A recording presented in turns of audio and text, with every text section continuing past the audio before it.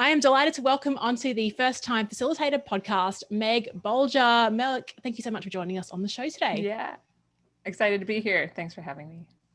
As I was reading up about your work on your website, megbolger.com, I was like, you're the perfect person for this show. You were sort of born to be on this podcast because you've done all this incredible stuff with facilitation. So can you please share with our audience what really led you down the path of facilitation? Did you always want to be a facilitator, or like how did you discover the work? Oh man, I would love to talk to somebody who grew up wanting to be a facilitator. That sounds so cool. But I grew up, I guess, wanting to be a teacher. I had that reference point. But it wasn't until college that I started realizing that facilitation was a thing. I went to a workshop on gender and sexuality when I was a sophomore in college, and I had a totally transformative experience of just whoa, we got to have such cool conversation and we got to talk about these things that are usually so scary to talk about. What was that? That was cool. And I went up to the facilitator at the end of it and was like, how do you do that? And they were like, you just kind of go for it. And I was like, okay. And they basically sent me the participant packet and they were like, yeah, do it. And I was like, I will. And I don't really know why I was so, I didn't need a lot more permission than that, I guess, at 20. And that was the first time, that was my first exposure to a workshop setting or an environment like that. And I started facilitating what we called at my college safe zone trainings, which are just LGBTQ 101 workshops. I also was leading first year orientation wilderness trips, just one every year. But that was also another way that I was getting exposed to this idea of leading a group through an experience. And that's where I got exposed to outdoor ed and adventure therapy and the world of experiential education. And so I was just a facilitation geek pretty quickly, where I loved facilitation. I loved getting to work with groups and making stuff that seemed scary, not scary. And yeah, I was pretty hooked on that from age 20. And by the time I graduated from college, I knew that I wanted to do, at that point, I wanted to do social justice facilitation specifically. And then over the years, I would say my passion for social justice has really gone on par with my passion for facilitation. So I would say I started being very motivated by the content that I was facilitating, but I feel just as excited and really feel like the magic of the process of facilitation has continued to excite me and get me geeked out. So that's why I was like, yeah, I would love to talk about facilitation for as long as you want. So that's awesome. And it's funny how that first workshop experience really stands out. The one that I went to was actually in my city of Brisbane, and it was Dr. Catherine Lloyd, who's been on the podcast a couple of times. It was actually about cities and how cities work. And it was just at the State Library. And I remember I also spoke to her. I sent her a testimonial, just was blown away by the power of all these random people that had never met each other in the space of a few hours, opening up to ridiculous levels. How did, and I love how the advice that you were given was, you just do it, just throw yourself in. That's how a lot of us get our start. So when you handed these materials and, off you went, you got a group of people together. How have you sort of built your own facilitation skills? Has it just been the experience, or, what resources, what have you done? Yeah, I would say that for me, a lot of it has been what I would say is trial by fire, where I'm learning by making mistakes in front of people. And I'm not sure that's the way I would recommend it. I mean, it's not the way I do recommend it, in that I've built and spent a lot of time in the last 10 years building the materials that I wish I had had when I started. Because I think it would have been awesome if I didn't have to learn everything trial by fire, and if I had had more support and resources. But for me, it has been a lot of trial by fire. It's been a lot of watching other facilitators and taking, incredible copious notes on okay, this person is doing these things. I love that. Whenever I'm in a workshop, I'm kind of equally split between paying attention to what's happening, to the material that I'm being given, and paying attention to the process and the way they're doing everything. I was like, oh, I love that way of introducing people to each other, or I love that little activity structure. So I've definitely been, I think a lot of it is also going to a lot of workshops and trainings and being a participant, but playing with both paying attention to the content that I'm trying to learn, but also to the process, and exposing myself to really great facilitators when possible, whether that's through conferences or co-facilitating with people who are better than me. Yeah, that's been a lot of my my process. Yes, I do absolutely the same things. I'm making notes on the content, but then also going icebreaker or activity and then making a note somewhere else. What is your note process like? Because I've just, I've got stuff that's just stacked everywhere, and I'd love to, I mean, you've written a book actually. So you've collected your notes. You've written a book called Unlocking the Magic of Facilitation. That would be a great place to store all of your ideas and notes, right? By writing a book. Tell us more about the book and how that came to be. Yeah, so me and my co-author, Sam Killerman, we were doing a lot of train the trainers where we were teaching people how to facilitate these workshops that we had been doing for the last 3 or 4 or 5 years ourselves.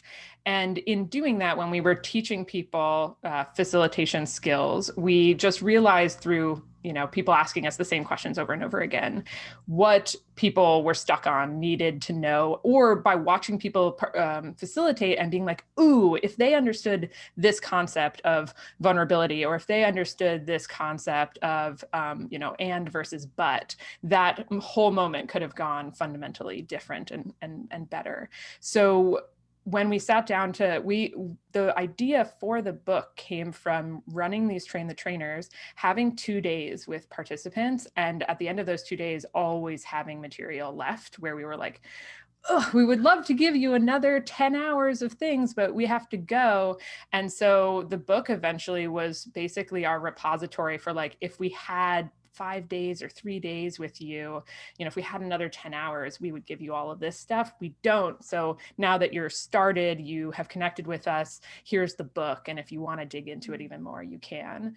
And I will say that I would say, the process of writing a book or the process of making a free resource or a tool has been a really good impetus to have to boil things down, or a really good reason to have to get specific.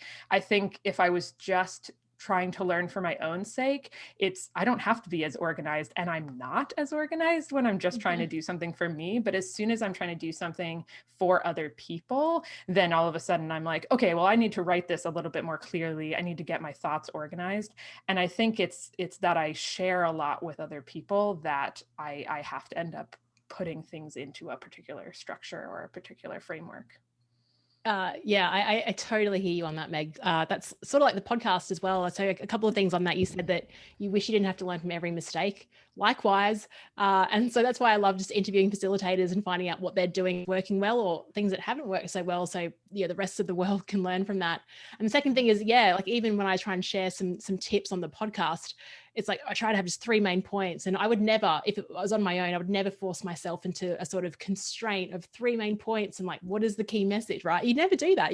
Your ideas just float around in your own head. So there is value in that. Yeah. I love that you also, you're into tactical stuff, and you got facilitation cards. That's what they're called, facilitation cards. Facilitator cards, yeah. Yeah. Oh, sorry, facilitator. Lovely. Tell us more about why you think using something tangible like cards is such a useful idea, and what's on your cards that really inspires conversation. Yeah, so I'll take it back to what you were just talking about around taking notes on those little activities that facilitators are doing. So I had done that for years. Sam, who's the co-developer of Facilitator Cards with me, we were both doing that for years. And, all of us probably have those locked away in our brains, but not necessarily written down anywhere. And Facilitator cards were born out of this happy accident where one day we were not as prepared for a training as we needed to be. And we were like, we're going to have to do this whole thing, building the curriculum as we go.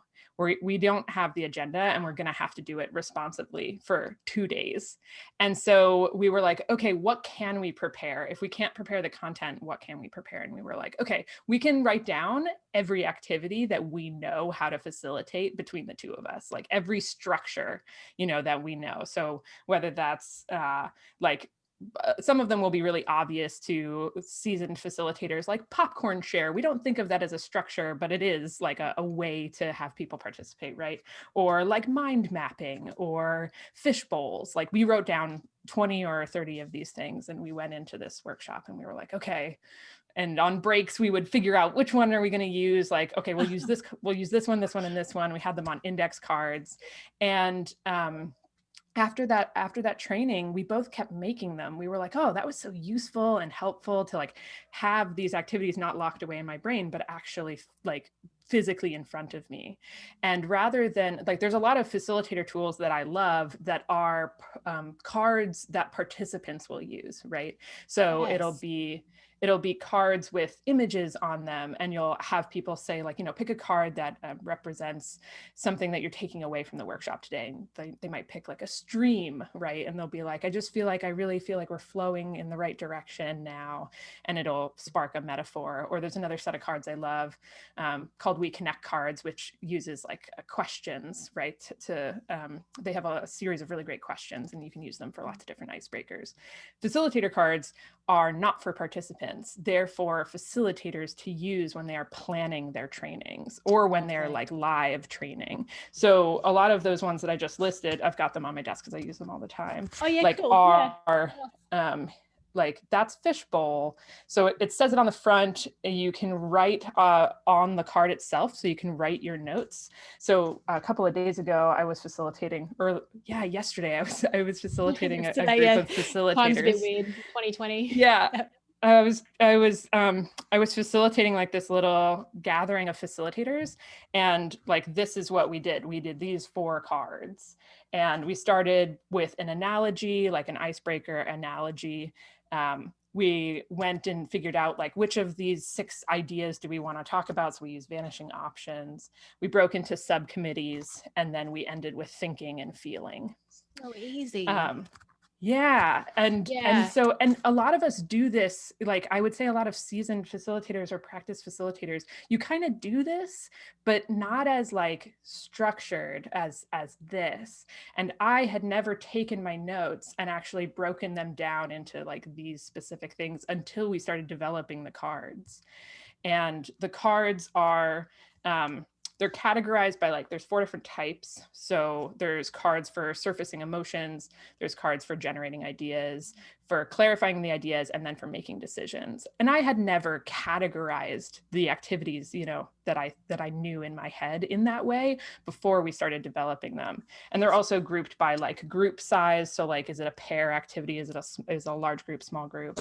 And then what props are needed to facilitate them. And that's like an overview of facilitator cards.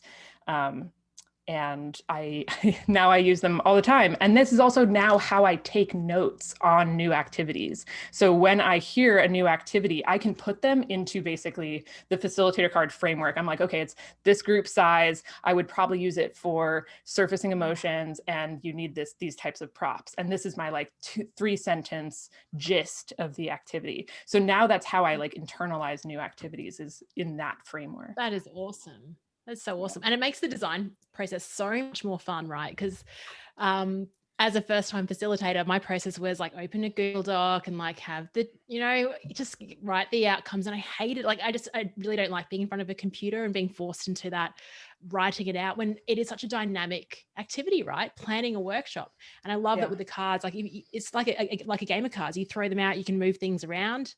Right. Yep. You don't have to like scroll up and down a screen and cut and paste. It's like, oh, I don't know if that would work well. Like, what do you think, co-facilitator? Let's move it around. And you could literally just take a photo. Yep. And it's like, that's the plan. That's the plan. How cool is that? Yeah, it's awesome. And like with co-facilitators too, you now have like a common language, like some of us will call the same thing different things, but when you have a common vocabulary, it's a lot easier. And I also find it much easier to adapt, where I'll be in the middle of a workshop and I'll be like, okay, like I'm going to send you off into breakout rooms for like 10 minutes and then we'll come back and we'll debrief. And in those 10 minutes when they're away, I'm like, okay, we need a new card to deal with this.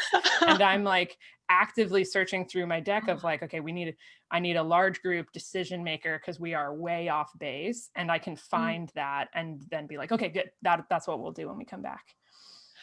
Yes, because I've been in situations and not so much virtually, no, but it's more of a face-to-face environment where things have really sort of changed, or we've really need to go down and have a conversation that we weren't expecting to have, but it's time for that to surface. And so you give the group, we'll have a bit of a break, and when you come back, and then it's like, during that break, like everyone's just, they're all fine having a cup of tea, but you're like, what the heck, what activity am I going to do? Like, will I bring people in circles? And so the fact that, and I guess also, I'm just really reflecting on a situation that happened earlier this year where this happened, where it just got it. We had to talk about something, and my cortisol levels were really high, and I was creating all this stress, so I couldn't actually think clearly of what to do next. So having something like that is, everyone talks about having something in your back pocket, like you can literally have it in your back pocket. Yeah, I mean, the whole thing is this big. So for those listening, it's a little bit bigger than a standard deck of cards, but the box is a little bit bigger, but the cards themselves are the size of a standard issue, like playing card. So it is one of the only, like, and that's why when we were developing them, like in that happy accident training, it was that we couldn't have pulled up our computer on break and been like, we're just doing some quick research about what to do. You know, like there's a ton of websites and there's a ton of books that a lot of us reference, right, for, or might go to, but you can't do that in the middle of a training. And you're not going to do that in front of clients, but also like, you're not going to think to do that, and you're not going to feel accessible. So that's why they have to be these like kind of, it's right there. And I totally agree with you with the cortisol levels and the like, you're not in your most creative mode in the middle of a facilitation a lot of times, especially if you're having to adapt last minute. So that's why I think they're so helpful in that, in those panic moments or improvised moments. You don't have to think of the 15 activities you could do. They're just there. They're just there for referencing. And I think that, absolutely. And I guess my backup for that one was just asking the group, what do you want? But then they still, like, you can do that. And then it's like still trying to find like a process to get there, to what they want, right? So that's your role. Love that. So talk about your facilitation game. So in terms of your preparation, now you could pretty much just bring a deck of cards and go like, this is what we're going to do. In terms of the way that you get yourself ready, I know virtual is very different. How do you prepare for, like, I guess your own energy for a big facilitation event, something that's, new client? Yeah, I'm not sure that virtual looks a lot different. I mean, it looks a lot different in function for sure, but I don't know if my preparation is that much different. I would say the cards have made the most difference to me in that I really do like use them when I am preparing for a facilitation. So if I know what the goals are, then I'm going immediately into, okay, just like with my list of goals, what are the different structures that I want to use? What are the different processes? What's the kind of arc or the flow? And what are my backups? But getting to the goals of a facilitation, I think, is like an it's harder than people think, like to clarify what really those goals are. And especially I've worked with a lot of different, organizations and companies over the years. And what you think are goals on paper, when people say like, these are our learning outcomes, are not good enough to develop a facilitation from, right? You need to make them more specific or more actionable or more bite-sized. And I recently have also been using the cards to actually help me get to my goals. So I will self-facilitate. I'll be like, okay, I'm going to do some self-reflection. I'm going to do some mind mapping. I'm not going to evaluate my ideas at the beginning. I'm just going to try to create a bunch of them, and then I'll narrow and clarify later. And so I've been using that arc of like, generate all the possibilities, don't judge them, and then work into like clarifying my ideas and narrowing down to like what is absolutely necessary when I'm just creating the goals. And the processes is the easy part for me. But getting to the goals I find to be much more challenging. Yeah, and I love that you use your own tools on yourself. That's Whenever the I main get stuck, reason. yeah, we Yeah. get stuck, and it's like, what do I tell my groups? It's like, if this was me in a group situation and this was happening, what I would do is like, I would get outside, I would get some post-it notes, and Yep. we really like. I know sometimes when I get like trying to think of something, I just try and push it further by just writing more, and it just doesn't work. So it's nice that we can use the tools on ourselves. Sometimes my husband is like, can you stop using your tools on me when we're trying to like make a decision? He's like, I'm not, it's just part of who I am. So Yep, totally. yeah. So I'm curious about, so you said now that you're 50% social justice, 50% facilitation. I can see those things weaving in very nicely together. There's a beautiful overlap there and both complement each other.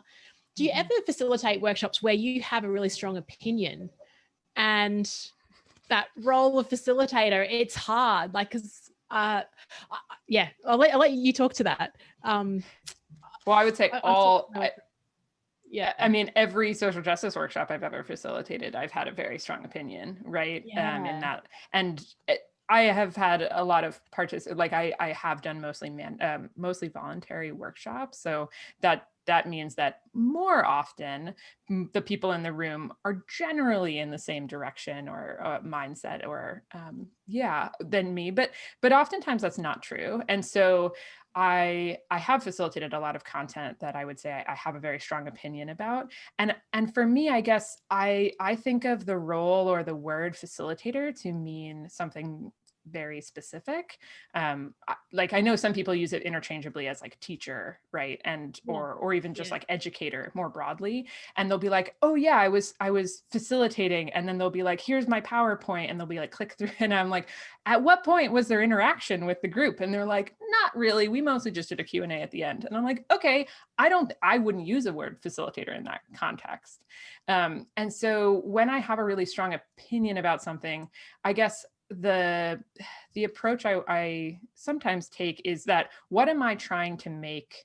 So a facilitator means to make easy. What am I trying to make easy in this process? Am I trying to get them to talk honestly about their opinions? Is that what my job is? Is it I'm trying to make it easier for them to agree with me or agree with like the particular opinion that I hold? I think that's a little bit trickier. But I think that I take a very like facilitator, like what is it that I can do with them uniquely to help them, I don't know, whatever it is, like get to a new stage of understanding, help people connect in the room. To me, I often see that as really valuable, even to achieving the goals that I have. But as soon as I snap into like, my job here is to change your mind, I think for me, that's usually where it gets pretty dicey. Yes. Yeah, no, that you answered that beautifully. It wasn't an easy question. Great. Yeah. Yeah. No, and because I do ask myself that as well. And I think it also comes back to, it's kind of like coaching as well, where sometimes it's hard when you are the expert, like, well, you have some expertise around a topic and you're talking to someone that may not understand or have an awareness. And it's really easy to just, and Michael Bungay Senior, his book, The Advice Trap, talks all about that. It's very easy just to have the advice monster and just like attack. But he talks about being more curious and asking questions. And I love how the question that you ask yourself is, how am I making this easier in the context of this or this? And clarifying that for yourself. That's awesome. Yeah. And knowing that like there are going to be times where just being very honest with myself about like, when am I being a facilitator and when am I being just like a lecturer or a teacher, and when am I snapping into those modes, and knowing that like, nope, this isn't actually the time for questions. Like I'm just delivering information at this point. And so I do have this particular expertise and I'm just sharing, and making that very clear in the structure of the time, where participants are invited to push back or to disagree or to ask questions. I think making explicit space for that is really important. And I think there are times where I'm like, oh, I'm just delivering information here. Like I'm not actually in facilitator mode. And that's okay with me as well. Yeah. And I like that you've set it up there and made that obvious in terms of the structure and the way that you communicate it. So you mentioned that you were running these train the trainer workshops for 2 days and people were left hanging, wanting more. What kind of common things came up in that workshop in terms of maybe pain points or opportunities to improve? I know we're going back a few years here. Well, I think it's the same. I would say it's the same struggles that a lot of people are consistently having, and now virtual has thrown us into a whole new world of these struggles reappearing, and us being like, I knew how to do this in person. I knew how to get the quiet people to talk in person. I don't know how to do that on Zoom anymore. So I would say, yeah, there's just like some classic issues or challenges that people have, getting people to participate who are reticent, getting other people to stop participating, understanding what level of vulnerability you can ask from participants, and like what is the right amount of risk to bring into an environment, how to handle conflict and disagreement, especially if it is around fraught or hot topics.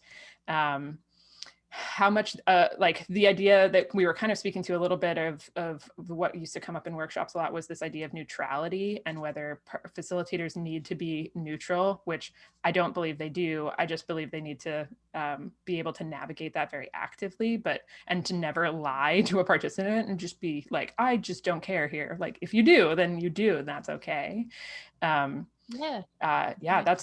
that's a good long list of, or not a long list, but like those would be some of the themes that I think are ever present challenges for people.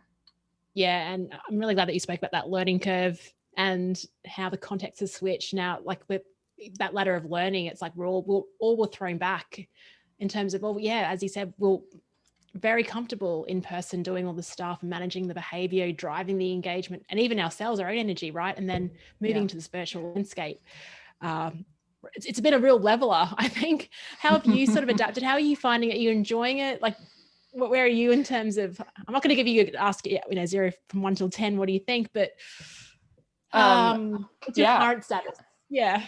So I actually asked facilitators this last night, and I thought it was a really fun way to talk about it. And I would love to know your answer to this, but I asked people to describe their relationship with virtual facilitation as if it was a real relationship in their life.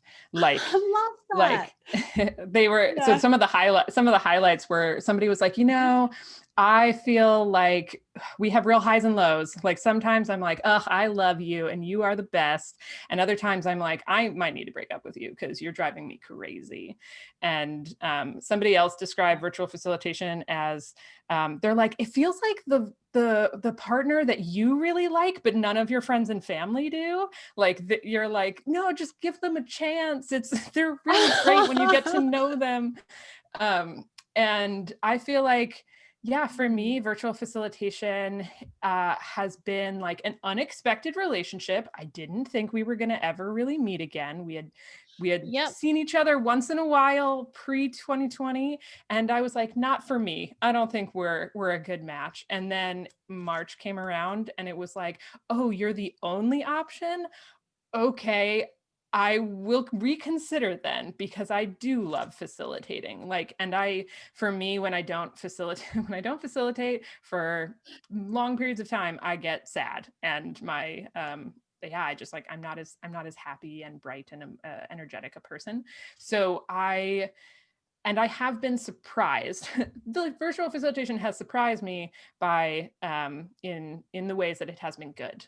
So there are things I like about it. I am a facilitation geek, so I'm like, oh, that's a cool function. I read the Zoom updates now. That's a weird thing. Never thought I'd be that person. But yeah, it definitely has reset my I definitely went back to being a beginner and learning a lot of things, but I also had a good baseline of like, I know it's easier to get people to share if you put them into small groups first. So I'm going to put you into small groups before I ask you to share in the Zoom. And that there's some like things that have easily translated, and that I think are still, when I introduce them to people who don't facilitate, they're like, oh, I just ask questions in the large group. And I'm like, and how does that go? And they're like, pretty badly. I was like, yeah, don't, just pair share, chat, have people elaborate on their ideas rather than think them out loud in the large group for the first time.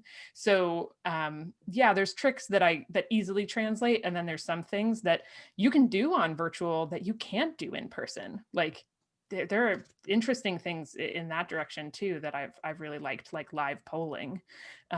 There's things that the space creates and makes possible. Yeah, and the fact that we're even talking right now, Yeah. it's my Friday. Like I think that's probably the biggest joy for me is the how it's global and so connected. And then I really like that question about the relationship. Because it's just such a beautiful question. What I was doing as you were talking, and I was present listening to you, but I was also Yeah, thinking totally. about like who are the friends that would remind me of this, like who's my virtual friend in real life that I could relate as the analogy. And I think it's like that person. Yeah, I really like what you said, that you haven't seen for a while, but then just comes back into your life and you're obsessed with it. Like you're obsessed with that. You get like a new friend and just so obsessed with them that you like, yeah, same as you. It's funny, in the Flip Chart Facebook group, the second Zoom posts an update and we share it. Like everyone's on there going, oh, like who would have thought? Who would have thought? Yeah. I love it. It's I love that you say you geek out on facilitation because yeah, I certainly do as well. And everyone listening certainly does as well. yeah, that's awesome. Yeah. So advice for first-time facilitators, people that, first, we'll go back to basics, back to the first-time facilitator. Think about you as a 20-year-old. What would you tell yourself to avoid all the heartache of learning from some of the mistakes?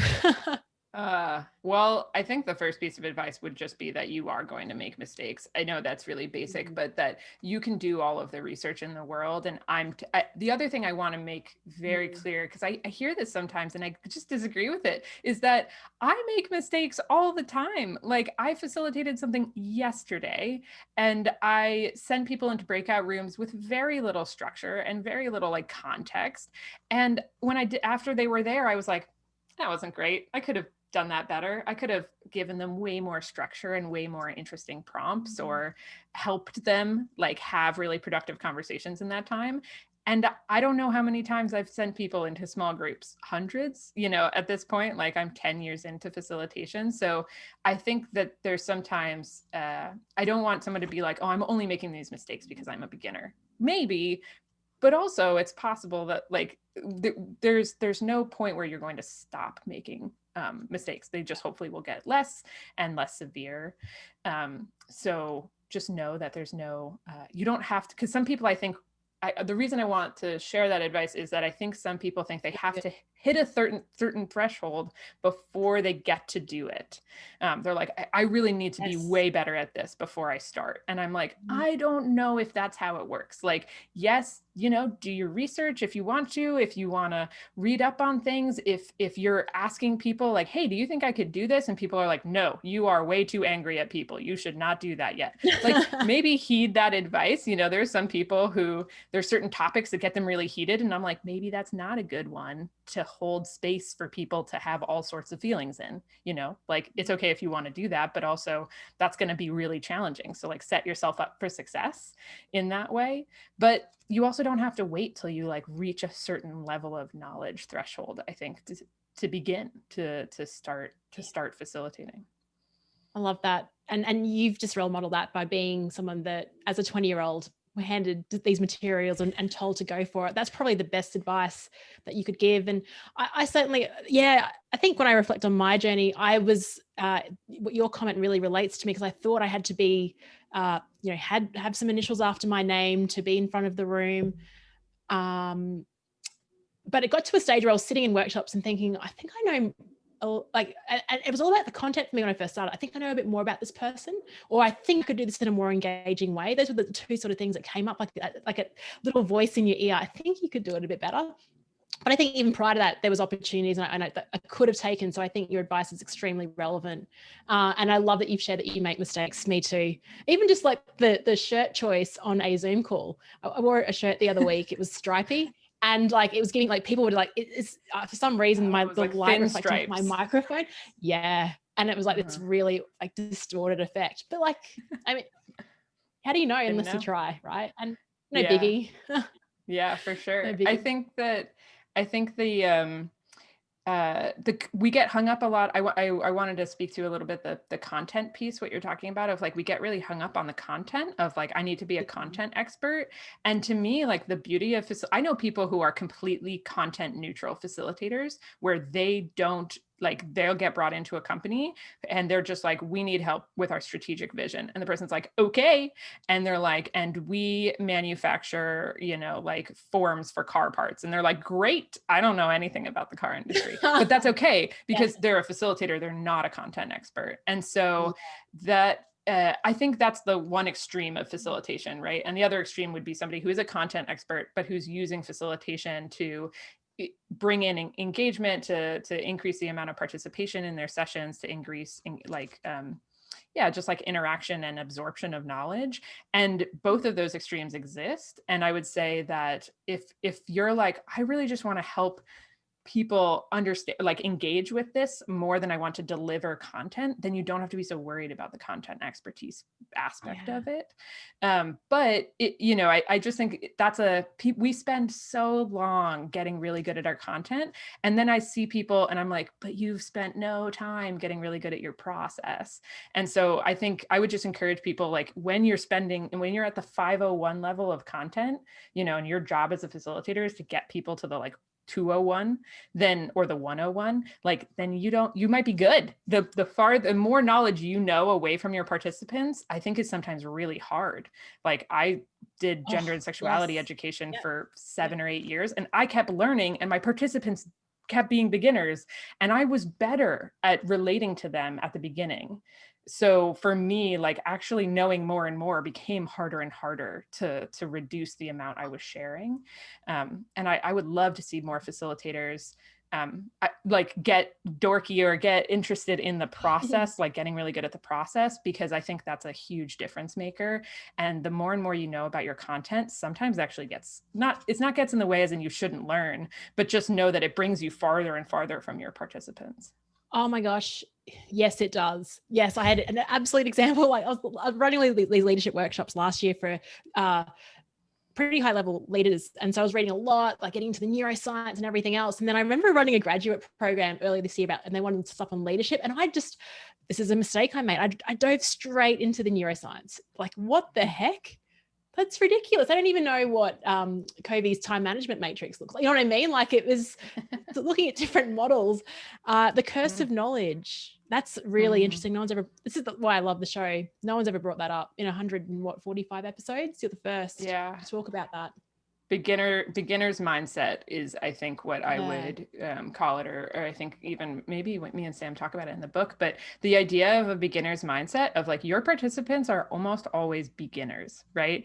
And really like how you segment knowledge, how you give them information, like is going to make a huge difference. And so often we can overload people with too much too early. And then they're just like, well, if I can't get the neuroscience, I guess I can't get the matrix that you're referring to. And you're like, oh no, definitely not. You definitely could have gotten the matrix. And they're like, but you gave me the neuroscience and scared me, like too much. So I think of them as sometimes as like Lego bricks of just like, you just want to give people one brick and they're like, okay, cool, that's good. And you're like, okay, here's another one. And then they're like, okay. But if you give them like a whole bag of Lego bricks at the beginning, they're just going to be like, I don't know what to do with these. And so if this is what being a good leader looks like, I guess I'm not going to do it.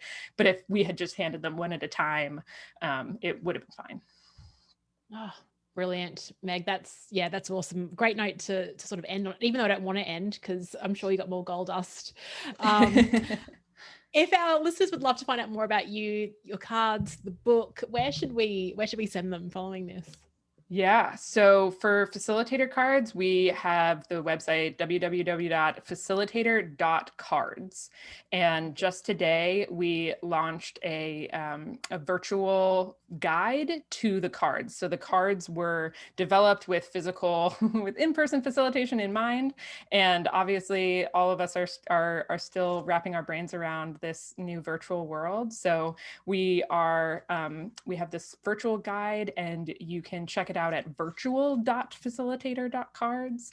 There's 8 cards on there right now, and we're going to be releasing 4 every week for the next couple of weeks. So that'll be really fun and exciting. And it's got some different apps on, like the different software that we're using to make the cards work. Sometimes it's just Zoom, sometimes it's Mural or Aha Slides or the Google Suite. So that's been really fun to develop. And then the book, Unlocking the Magic of Facilitation, is at Facilitators facilitationmagic.com.